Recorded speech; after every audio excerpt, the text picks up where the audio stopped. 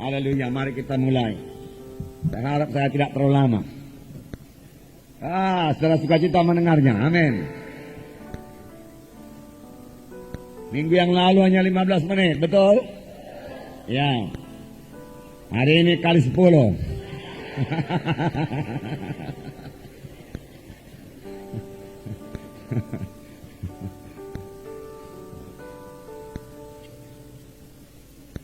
Saudaraku, tidak begitu lama, kita harus cepat karena hari ini juga ada pengutusan, saudara. Haleluya. Mudah-mudahan tiap minggu ada yang diutus, saudara. Kota-kota dibuka, amanat agung digenapkan, amin, saudara. Kita harus terus mengirimkan para penginjil-penginjil untuk menggenapkan amanat agung. Kita semua mengetahui amanat agung berkata, pergilah kamu, jadikanlah semua bangsa muridku, dan baptislah mereka itu dalam nama Bapa dan Anak dan Roh Kudus.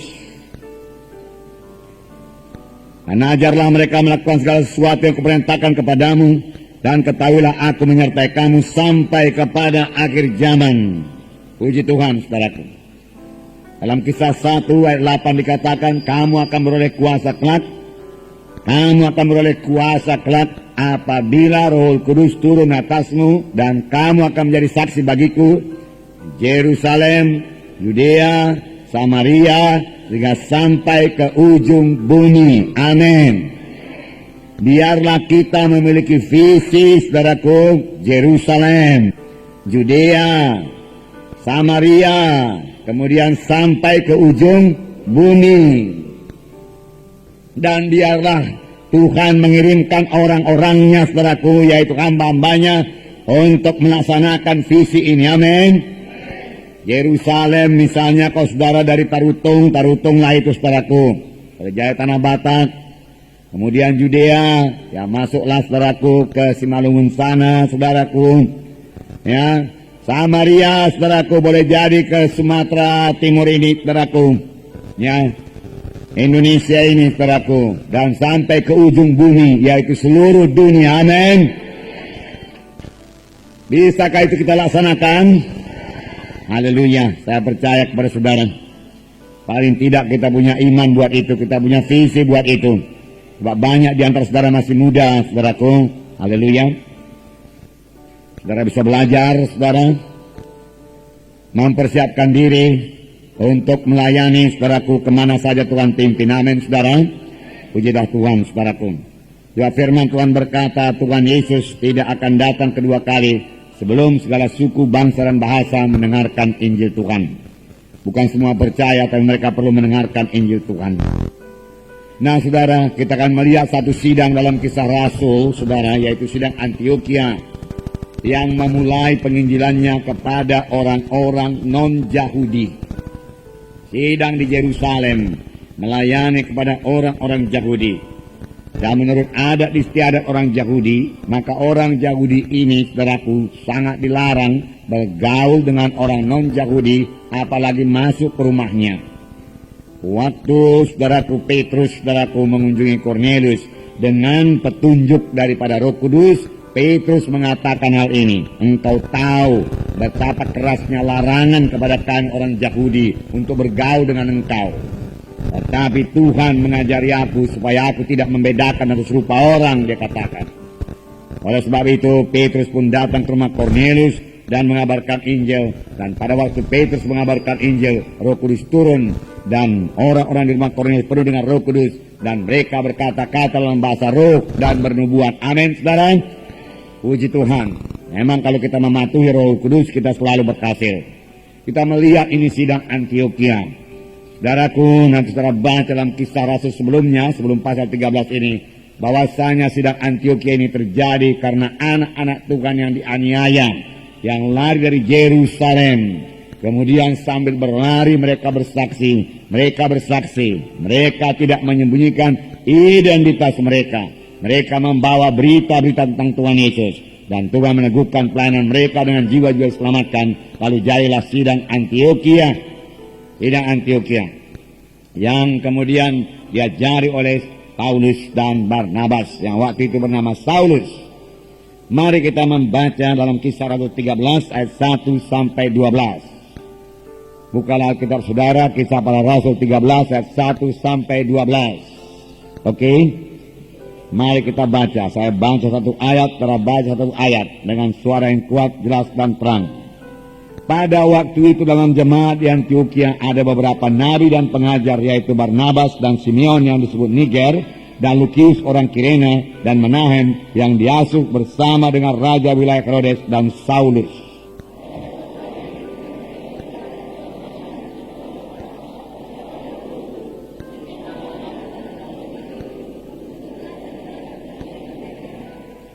Maka berpuasa dan berdoalah mereka, dan setelah meletakkan tangan ke atas kedua orang itu, mereka membiarkan keduanya pergi.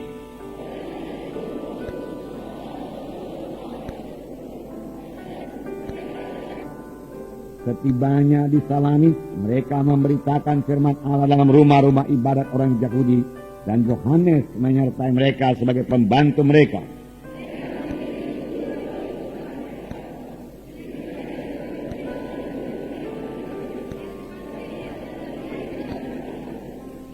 Ia adalah kawan gubernur pulau itu, Sergius Paulus, yang adalah orang cerdas. Gubernur itu memanggil Barnabas dan Saulus karena ia ingin mendengar firman Allah.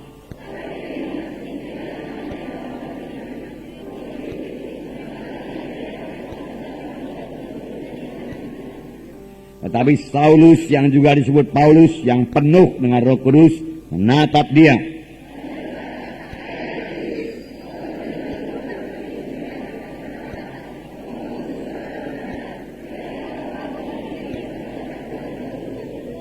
Sekarang lihatlah, tangan Tuhan datang menimpa engkau, dan engkau menjadi buta beberapa hari lamanya. Engkau tidak dapat melihat matahari. Dan seketika itu juga orang itu merasa diliputi kabut dan gelap, dan sambil meraba-raba ia harus mencari orang untuk menuntun dia. 12 bersama-sama. Melihat apa yang telah terjadi itu, percayalah gubernur itu, ia takjub oleh ajaran Tuhan. Haleluya. Ya, kelihatannya sidang Antioquia ini diberkati Tuhan. Sidang Antioquia bertumbuh dengan pesat. Sidang Antioquia tidak kurang suatu apa. Sidang Antioquia baik-baik saja, saudaraku. Mereka memiliki di sini dikatakan beberapa nabi dan pengajar atau guru, yaitu Barnabas dan Simeon yang disebut Niger, dan Lukius orang Kirene, dan Menahem yang diasuh bersama dengan Raja Herodes dan Saulus. Jadi Saulus juga guru di situ. Sebelum dia jadi rasul, dia jadi guru dulu. Memang saudara, dalam sidang Tuhan perlu guru dan nabi. Amin, saudara. Firman Tuhan berkata dalam Matius 4 ayat 11, maka Tuhan menetapkan ya rasul-rasul, nabi-nabi, guru-guru, pemberita Injil, dan gembala-gembala, ya, untuk mendewasakan tubuh Kristus, mendewasakan anak-anak Tuhan bagi pekerjaan pelayanan. Jadi tugasnya rasul-rasul, nabi-nabi, guru-guru, gembala-gembala, penginjil-penginjil mendewasakan anak-anak Tuhan supaya mereka melayani. Jadi siapakah sebenarnya melayani? Anak-anak Tuhan. Amin. Semua anak-anak Tuhan harus melayani, karena semua anak-anak Tuhan adalah anggota tubuh Kristus. Tiap-tiap anggota tubuh Kristus harus berfungsi. Amin. Saya mau membacakan pada saudara dengan cepat Efesus pasal 4 ini, saudaraku. Ayat 11, saudaraku. Saya akan bicara hanya 45 menit saja, saudaraku. Dan ialah yang memberikan baik rasul-rasul maupun nabi-nabi, baik pemberita-pemberita Injil, maupun gembala-gembala dan pengajar-pengajar. Ayat 12, untuk memperlengkapi orang-orang kudus. Untuk apa? Memperlengkapi orang-orang kudus bagi pekerjaan pelayanan, bagi pembangunan tubuh Kristus.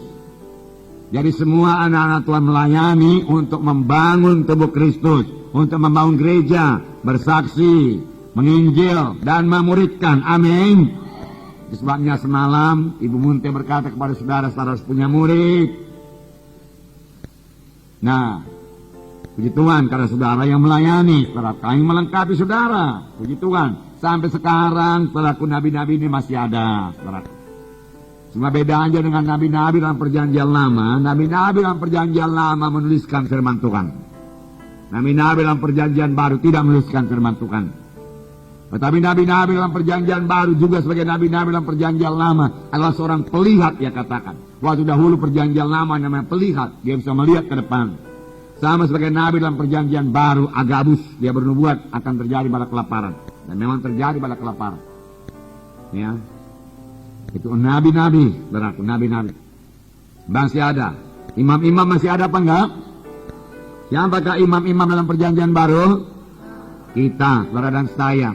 Ya, amin saudara. Ya, imam itu harus bisa memberikan syafaat.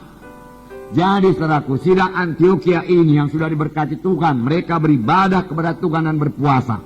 Beribadah artinya menyembah Tuhan, melayani Tuhan, saudaraku. Kalau kita mau melayani jiwa-jiwa, kita harus lebih dahulu melayani Tuhan. Amin. Beribadah di sini bukan berdoa minta ini, minta itu, minta berkat, tidak. Tapi mereka membesarkan Tuhan, memuliakan Tuhan, meninggikan Tuhan, menjunjung tinggi nama Tuhan. Saudaraku, mereka beribadah kepada Tuhan dan berpuasa. Dan apa saudaraku? Berpuasa. Ini yang sangat kurang kita laksanakan, saudaraku. Oleh sebab itu kita juga kurang mendengarkan suara Roh Kudus. Karena kita kurang beribadah, kurang berpuasa, saudaraku. Kita berdoa juga. Tapi ya, mudah-mudahan doa kita jangan lagi doa minta-minta saja melulu, saudaraku. Kita beribadah kepada Tuhan, kita menyembah Tuhan, kita melayani Tuhan, saudaraku. Itu beribadah kepada Tuhan. Dan berpuasa. Firman Tuhan berkata, maka berkatalah Roh Kudus. Setelah mereka beribadah kepada Tuhan, setelah mereka berpuasa, Roh Kudus mulai menunjukkan jalan, mulai menuntun sidang tersebut, mulai memberikan petunjuk kepada sidang Antioquia, langkah-langkah apa lagi yang harus mereka ambil supaya sidang bertumbuh. Saudaraku, sidang bukan hanya pada satu tempat saja, sidang harus menginjil. Saudaraku, berpuasa. Saudara, biarlah kita juga belajar puasa ini, tidak makan, tidak minum, saudaraku. Ya, sebisa-bisanya 24 jam. Kalau saudara belum bisa 24 jam, saudaraku, tidak makan, tidak minum, silakanlah minum air putih sedikit, saudara. Nah, saudara bisa tahan, saudaraku. Di kali berikutnya, saudaraku, saudara boleh kurangi minumnya, saudaraku. Lama-lama, saudaraku, dalam tempo 24 jam, saudara tidak perlu air dan tidak perlu makanan. Saudara bisa puasa dengan baik dan bersekutu dengan baik dengan Tuhan. Dalam puasa kita perlu bersekutu dengan Tuhan. Tentunya sidang Antioquia ini waktu dia beribadah kepada Tuhan dan berpuasa dia bersekutu dengan Tuhan. Itu sebabnya dia mendengar suara Roh Kudus. Amin. Apakah firman Tuhan disampaikan melalui nubuat? Padaku tidak dituliskan di sini. Pokoknya mereka semua mendengarkan suara Tuhan. Bisa juga melalui nubuat, karena di sini dikatakan di sidang Antioquia ini ada beberapa nabi dan guru. Jadi nabi itu bisa bernubuat. Bukan pula berarti kalau sudah bisa bernubuat sudah nabi. Tidak, saudaraku. Kadang-kadang saya bernubuat juga, saudara. Tapi saya bukan nabi, saudaraku. Semua kamu boleh bernubuat, firman Tuhan berkata. Amin. Dan biasanya dapat besar Roh Kudus juga dia bisa bernubuat. Tetapi bukan berarti kalau sudah bernubuat sudah nabi. Tapi kalau seorang nabi harus dapat bernubuat. Amin. Nah, saudaraku yang kasih dalam nama Yesus, berpuasa artinya menyangkal diri, tidak makan, tidak minum, untuk mencari kehendak Tuhan. Banyak orang tidak tahu kehendak Tuhan. Banyak orang tidak mendapat petunjuk dari Tuhan, saudaraku. Dia tidak tahu langkah apa yang akan diambil selanjutnya. Untuk itu dia perlu puasa dan beribadah kepada Tuhan dan menyembah Tuhan, membesarkan Tuhan, meninggikan Tuhan, memuji Tuhan, menyembah Tuhan. Itulah dia beribadah kepada Tuhan. Dalam berpuasa itu kita berduka cita. Mengapa kita berduka cita? Karena kita menyadari kekurangan kita sebagai hamba Tuhan. Kurang urapan, kurang kuasa, kurang pengertian, kurang hikmat. Kita berduka cita. Kita juga berduka cita karena kegagalan kita dalam pelayanan, kebodohan yang kita berbuat, kesalahan yang kita berbuat dalam pelayanan. Kita berduka cita dalam berpuasa itu. Firman Tuhan berkata, duka cita dunia ini membawa kepada maut, tapi duka cita yang daripada Tuhan membawa kepada hidup. Selesai, sesaat saja lamanya kita mengenakan, memakai duka cita, jubah duka cita. Tetapi setelah selesai puasa, saudaraku, jubah duka cita akan diganti dengan jubah sukacita, jubah pujian daripada Tuhan. Amin. Saudara, puasa memang selalu, saudaraku, membawa berkat Tuhan, saudaraku. Kita juga berduka cita karena kejahatan, karena dosa yang bertambah-tambah di dunia ini. Dan juga bisa berduka cita karena anak-anak yang berontak pada orang tua. Kita berduka cita melihat anak-anak muda yang dikuasai ganja, narkotika, dan lain sebagainya. Kita berduka cita melihat kenakalan-kenakalan remaja itu membuat kita berpuasa. Mohon Tuhan membuka jalan keselamatan bagi remaja-remaja. Nah, saudaraku, puasa akan menurunkan kuasa Tuhan. Waktu mereka beribadah dan berpuasa, maka berkatalah Roh Kudus. Roh Kudus mulai memimpin setelah mereka beribadah, setelah mereka puasa. Kalau sekiranya mereka tidak beribadah kepada Tuhan dan tidak puasa, Roh Kudus tidak akan memimpinkan mereka. Berkatalah Roh Kudus, khususkanlah Barnabas dan Saulus bagiku untuk pelayanan yang sudah kutetapkan bagi mereka itu. Disebut Barnabas lebih dahulu, tetapi dalam kemudian dikatakan disebut Paulus atau Saulus lebih dahulu, saudaraku. Iya, itu pimpinan Roh Kudus, saudaraku. Saya percaya Barnabas dipakai Tuhan luar biasa, Paulus dipakai Tuhan luar biasa. Haleluya, saudara. Kemudian setelah mereka menerima pimpinan Tuhan, di sini dikatakan, khususkanlah bagiku Barnabas dan Saulus bagi tugas yang telah kutentukan bagi mereka. Maka ayat 3 berkata, berpuasa dan berdoalah mereka. Dan setelah meletakkan tangannya ke atas kedua orang itu, mereka membiarkan keduanya pergi. Setelah ditunjuk oleh Tuhan, mereka juga perlu dilengkapi. Setelah diutus dari sini, saudara juga perlu dilengkapi. Tidak selesai begitu saja. Saudara juga perlu berdoa, perlu berpuasa, mohon urapan Tuhan, mohon kuasa Tuhan yang bertambah-tambah dalam pelayanan saudara. Di sini, sidang Antioquia, mereka berdoa, berpuasa lagi untuk kedua kalinya. Lalu kemudian mereka meletakkan tangan mengutus Barnabas dan Saulus. Amin, saudara. Nah, jadi pengutusan mereka padaku dengan peletakan tangan melalui doa dan puasa. Barnabas dan Saulus memulai pelayanannya, yang kemudian mereka itu disebut rasul. Sebab Kisah 14 ayat 4 berkata, Kisah 14 ayat 4 berkata, tetapi orang banyak di kota itu terbelah menjadi dua. Ada yang memihak kepada orang Yahudi, ada pula yang memihak kepada kedua rasul itu. Saudaraku, ini terjadi di Iconium, saudaraku, di mana orang Yahudi berbelah menjadi dua karena pemberitaan rasul Paulus dan Barnabas. Di sini dikatakan mereka disebut rasul. Sebelumnya mereka hanya guru. Mereka bertumbuh dengan pesan. Amin, saudara. Nah, saudara, perlukah kita puasa? Saya membacakan kepada saudara dalam Markus, di dalam Markus pasal 2.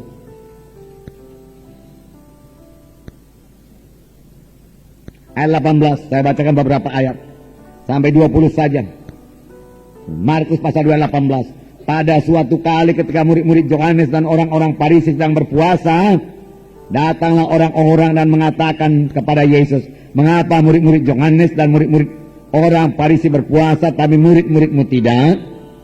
Jawab Yesus kepada mereka, dapatkah sahabat-sahabat mempelai laki-laki berpuasa sedang mempelai itu bersama mereka?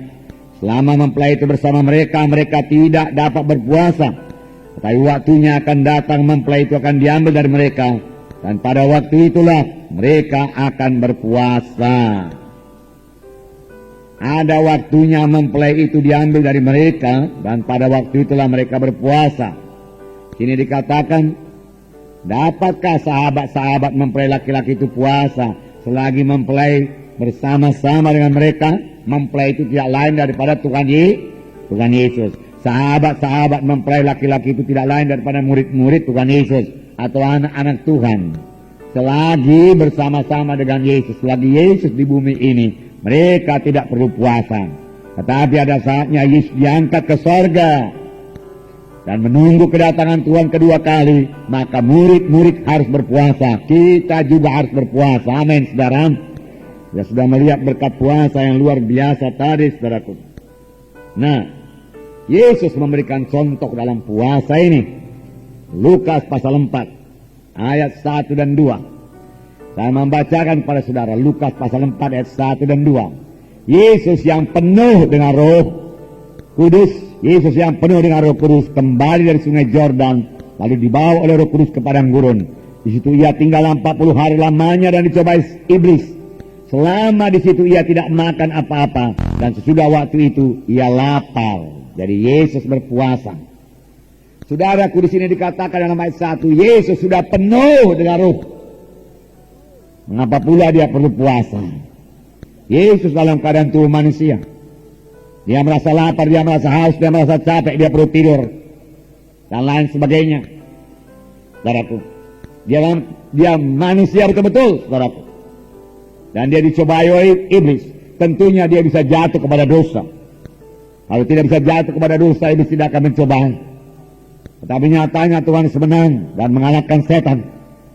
Firman Tuhan berkata, ia tidak makan apa-apa, dan sudah waktu itu ia lapar. Ia tidak makan apa-apa, yang berarti dia puasa. Dia puasa. Apakah berkat daripada puasa Tuhan Yesus? Dalam ayat 14, Lukas 4 ayat 14. Sesudah Yesus berpuasa, Yesus mulai pelayanannya dengan sangat berkuasa. Dalam ayat 14, dalam kuasa Roh kembalilah Yesus ke Galilea, dan tersiarlah kabar tentang dia di seluruh daerah itu. Tadi dikatakan dia hanya penuh dengan Roh Kudus, karena Roh Kudus beroperasi penuh dalam dia. Dengan kuasa Roh, dia kembali ke Galilea dengan kuasa Roh. Saudaraku, boleh jadi dia melayan dengan Roh Kudus, saudaraku, karena Filipus juga pernah diangkat oleh Roh Kudus. Jadi oleh Roh Kudus. Tapi firman Tuhan jelas berkata, dengan kuasa Roh sesudah dia puasa. Kuasa Roh Kudus menjadi begitu aktif setelah puasa. Amin, saudara. Nah, kalau begitu perlukah kita berpuasa, saudaraku? Perlu, sangat perlu kita berpuasa. Paulus banyak berpuasa. Ini saya bacakan hanya beberapa ayat topik firman Tuhan hari ini. Bukan mengenai puasa, satu topik saja mengenai puasa. Ada 3 perkara yang penting kita lihat pada hari ini. 1 mengenai doa dan puasa. Saudaraku, kemudian dalam 2 Korintus pasal 11. 2 Korintus pasal 11. Ayat 27. Aku banyak berjerih lelah dan bekerja berat. Kerap kali aku tidak tidur, aku lapar dan dahaga. Kerap kali aku berpuasa, kedinginan dan tanpa pakaian, dan seterusnya. Saudara, di sini dikatakan padaku Paulus juga lapar dan dahaga. Tetapi Paulus masih membedakan lapar dan dahaga dan berpuasa. Jadi Paulus berpuasa bukan karena tidak ada makanan, saudaraku. Ya, kalau tidak ada makanan dia katakan dia lapar dan dia dahaga, tidak ada minuman. Tetapi juga di samping itu dia berkata, kerap kali aku berpuasa juga, Paulus berkata. Dan kita tahu pelayanan Paulus sangat berkuasa, sangat berkemenangan, disertai Tuhan dengan kuasa dan tanda ajaib yang sangat luar biasa. Bahkan sabut tangan yang pernah dipakai Paulus pun dibawa ke tempat orang sakit, sanggup menyembuhkan orang sakit tersebut. Mujizat-mujizat yang luar biasa terjadi dalam pelayanan Paulus. Dan Paulus berkata, dia banyak berdoa, dia banyak berpuasa, dia banyak puasa, banyak berdoa. Amin, saudara. Nah, kalau rindu akan kuasa Tuhan, berpuasalah. Rindu urapan Tuhan bertambah-tambah, berpuasalah. Rindu pengertian yang bertambah-tambah, hikmah yang bertambah-tambah, pimpinan Roh Kudus, tuntunan Roh Kudus, berpuasalah, berpuasalah. Amin. Haleluya. Nah, puji Tuhan, saudaraku. Kemudian kita melihat dalam kisah 13 tadi, petunjuk daripada Roh Kudus atau pimpinan Roh Kudus. Kisah 13 dalam ayat 4 dikatakan, dalam ayat 4, oleh karena disuruh Roh Kudus, Barnabas dan Saulus berangkat ke Selukia dan dari situ berlayar ke Siprus. Setibanya di Salamis, mereka memberitakan firman dalam rumah-rumah ibadat orang Yahudi, dan Yohanes menyertai mereka sebagai pembantu mereka. Saudaraku, di sini dikatakan ketika oleh karena disuruh oleh Roh Kudus, dipimpin oleh Roh Kudus, dituntun oleh Roh Kudus, mereka menerima petunjuk Roh Kudus kemana mereka harus pergi. Alangkah sukacitanya beroleh pelayanan seperti ini. Amin, saudara. Bolehkah kita memiliki pelayanan seperti ini, saudara? Bisakah kita dituntun oleh Roh Kudus, saudaraku? Bisa, tolong mic-nya kuat sedikit. Bisakah kita dipimpin oleh Roh Kudus, saudaraku? Bisa. Memang Roh Kudus diberikan padaku untuk memimpin semua anak Tuhan kepada kebenaran. Untuk itu Roh Kudus diberikan.